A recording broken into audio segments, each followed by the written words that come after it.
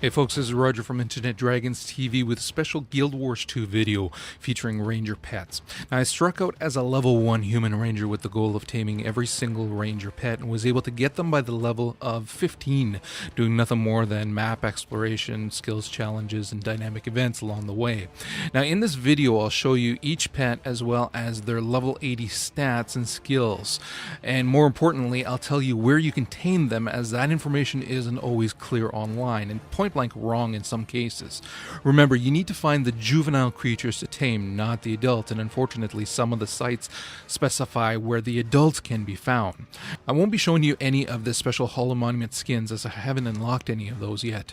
Holo Monuments is a very slick system that was introduced in Eyes of the North for Guild Wars 1, which awarded folks with various items based on their accomplishments in-game.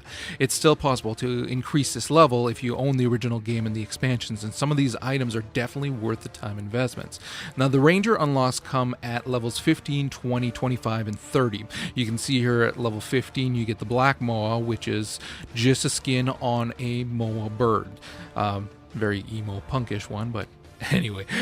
For level 20 you get the Rainbow Jellyfish, which the jellyfish, I gotta say, I'm not that impressed with them. The color differences aren't all that noticeable, so meh, up to you. That focus, however, that you can get if you're not a ranger is damn sexy. At level 25 you get the White Raven skin, which again, I'm not a fan of the raven skin myself, any of the colors.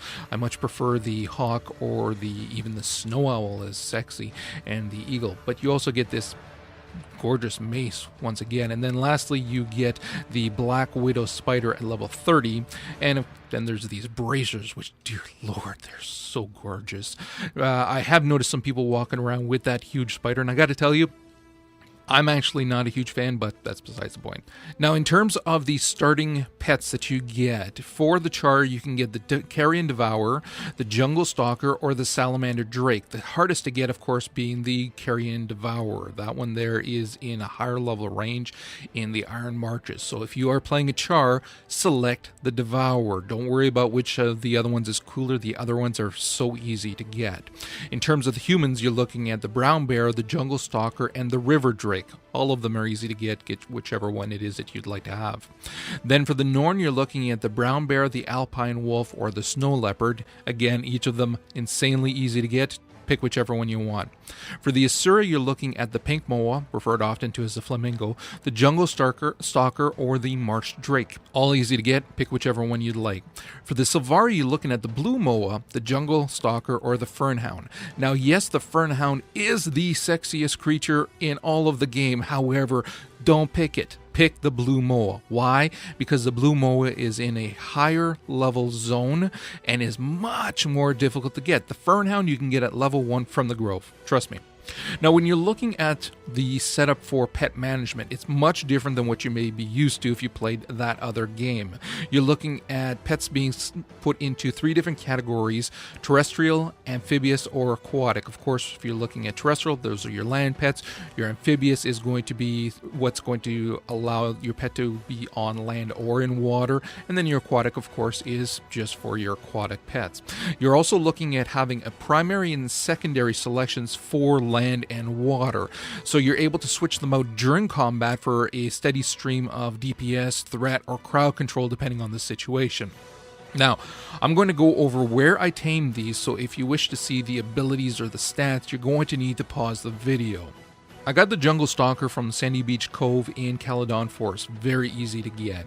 It's got, of course, the nice rend abilities to cause bleeds. It's got a high DPS, but it doesn't have as much vitality and toughness. The Boar has a ton of vitality and toughness. I got it in the Heartwoods in Queensdale. Very easy to get. Special ability is Forge for Improvised Weapon, which sounds a lot better than it actually is. I rarely use improvised weapons myself. The links I got from Hrothgar's Pass in Snowdon Drifts. So that's a little bit higher area, but again, you can get there. You're going to do a lot of rezzing from the waypoints because you're going to die, but trust me, it's still not that impossible at a low level. Next up, we've got the Crichton Drakehound. The Drakehound is one of the few canines in the class, so you're looking more at crowd control for them. I got this sucker in Rurik Town in Divinity's Reach. Super easy to get because it's basically the capital city for the humans. It's a joke. You find him and you can tame him easily. Kind of a nice Marmaduke skin on him. Next up, we're looking at the brown bear, which I got in Borealis Forest in Wayfarer Foothills. This is a starting Norn area. You're going to get quite a few pets in that starting area. Next up, we're looking at the Carrion Devourer, which, as I said, higher level area. It's in the Iron Marches, which is a level 50 to 60 area at Champion's Shield. Now, those there, you're looking at a lot more toughness thanks to that shell that they have, not as much vitality. Next up, we're looking at the Salamander Drake, which is in World vs. World Eternal Battlegrounds. You can queue in anytime, and you can get them. They are on the right side. When you go down, there's a little river. If they're not there immediately, wait, go back, they will be there. Next, we're looking at the Alpine Wolf, which I got at Outcast Cleft in Wayfarer Foothills. Again, starting Norn area. You gotta love that Clint Eastwood look that it's got going with the squinty eyes. Okay, next we're looking at the Snow Leopard. Again, Borealis Forest in the Wayfarer Foothills, starting Norn section. It's got the Icy Pounce, which is actually quite cool, and it works well for a little bit of crowd control. It's also got quite a bit of DPS. Next up, we're looking at the Raven, which is at the Snow Lord's Gate in Wayfarer Foothills. Again, starting Norn area. You just go off to the left there where all of the challenges are for the Ravens. Next up, we are looking at the Jaguar, which you get in the Kualt Moas in Metrica Province. There are a couple of pets that you get in Metrica because all races can be all professions. It does have this nice stealth ability, makes it a little bit fun to play. Next, you're looking at the Marsh Drake, which you can get in the Aquilds in Metrica Province. Again, that's the starting area for the Asura. It's got the Insect Swarm, which is a good little ability. The Drakes have a decent AoE DPS that they can do. Next up, we're looking at the Blue Moa, which, like I said, higher level area. You're looking at a 45 to 55 area. It's at the Mournful Depths in Bloodtide Coast. It's right on the coast there. You're going to see a bunch of them. From the last waypoint, if you're running, and quite likely running naked because you've been beat so much your armor's gone, you're heading towards the coast. Next up, the White Moa, which is in Vitpeln Hills in Snowdon Drifts. So the Moas, again, have more healing abilities, which is nice depending on what kind of situation you're in. Next, we have the Pink Moa, which is often referred to as the Flamingo. That one was found by me at Ronan's Bower in the Grove. The Grove, of course, is the capital city for the Sylvari. You can get it at level 1, insanely easy. Next up, you are looking at the Red Moa. It is at Agnos Gorge in Plains of Ashford. It's got the Furious Screech. Again, a good, quite a bit of vitality, and that healing comes in handy for the Moas. Moving on, we've got the Ice Drake, which is in Outcast Cleft in Wayfarer Foothills. Again, the starting Norn area. I love that Mohawk. It's easy to get, and it's got the abilities that you get. Again, a little bit of nice AoE from the Drakes that you can use. Next, we've got the River Drake, which is one of the starting pets for the human. That's the one that I chose. However, you can get it in Queensdale, north of the Orchard Waypoint. Next, we have this skinless freaking dog, which is just ridiculous looking, the Murello.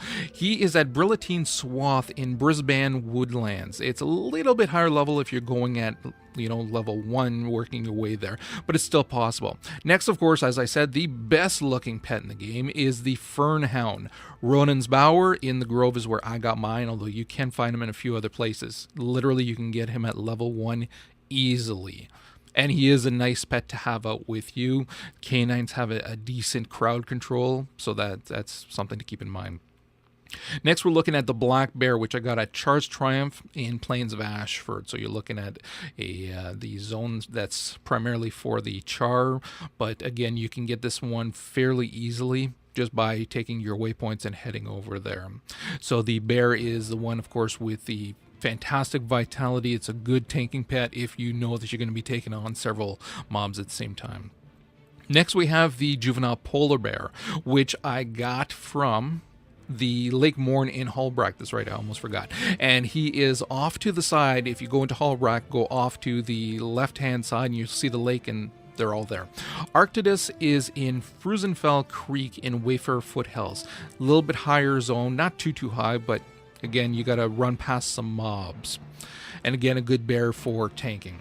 Next up, we've got the Whiptail Devourer. The Whiptail Devourer, again, like the other ones, has really high toughness. Vitality is decent, but toughness is where it's at. I got this one at Lygicus Notos in Black Citadel. You basically go to the south corner, the southwestern corner, and you'll find it and this Lashtail Devourer, which is in the Ruins of Rin, again, Black Citadel in the southwestern corner.